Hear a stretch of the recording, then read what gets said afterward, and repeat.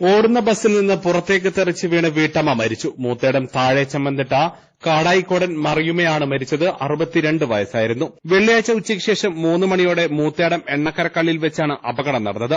ബന്ധുവിന്റെ ഭരണവീട്ടിലേക്ക് ബസ്സിൽ യാത്ര ചെയ്യവെയാണ് വീട്ടമ്മയുടെ അപകടമരണം. നെല്ലിക്കുത്ത് നിന്നും മഞ്ചേരിയിലേക്ക് പോകുന്ന സ്വകാര്യ ബസ്സിൽ നിന്നാണ് തുറന്നു കിടക്കുന്ന ഡോർ വഴി പുറത്തേക്ക് റോഡിലേക്ക് തെറിച്ച് വീണത്.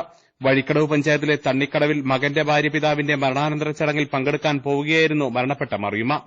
ബന്ധുക്കൾക്കൊപ്പമാണ് മറിയുമ്മ ബസ്സിൽ കയറിയത്. 2 പേർ മുൻഭാഗത്തെ ഡോർ വഴിയും മറിയുമ്മ പിൻഭാഗത്തെ ഡോർ വഴിയും ബസ്സിൽ കയറി. മറിയുമ്മ ബസ്സിൽ മുമ്പിലേക്ക് നടന്ന് എത്തിയതായിരുന്നു. ഈ സമയം മുൻഭാഗത്തെ ഇലക്ട്രിക് ഡോർ അടച്ചിരുന്നില്ല. വീഴ്ചയിൽ തലയുടെ പിൻഭാഗം റോഡിലിടിച്ച് ഗുരുതര പരിക്കേറ്റു. എടക്കരയിലെ സ്വകാര്യ ആശുപത്രിയിൽ എത്തിച്ചെങ്കിലും ജീവൻ രക്ഷിക്കാനായില്ല. നിലമ്പൂർ ജില്ലാ ആശുപത്രിയിൽ സൂക്ഷിച്ചിരിക്കുന്ന മൃതദേഹം ശനിയാഴ്ച രാവിലെ 9 പോസ്റ്റ്മോർട്ടം നടപടികൾക്ക് ശേഷം ബന്ധുക്കൾക്ക് വിട്ടുനൽകും. മരക്കാരാണ് ഭർത്താവ്. ആയിഷ, ഷറഫുദ്ദീൻ, അബ്ദുൾ ലത്തീഫ്, ഷെരീഫ്, ജംഷീല എന്നിവർ മക്കളാണ്. News now, Moothedam.